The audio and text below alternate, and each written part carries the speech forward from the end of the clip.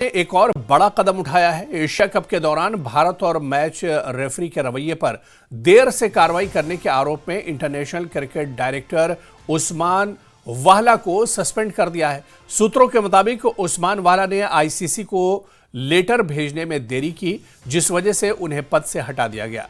वहीं PCB chairman Mohsin Naqvi ने social media पर लिखा कि पाकिस्तान की इज्जत और गरिमा से ऊपर कुछ नहीं है। बोर्ड ने चेतावनी दी है कि अगर मैच रेफरी एंडी पाइक्रॉफ्ट को तुरंत नहीं हटाया गया तो पाकिस्तान टीम एशिया कप में आगे नहीं खेलेगी।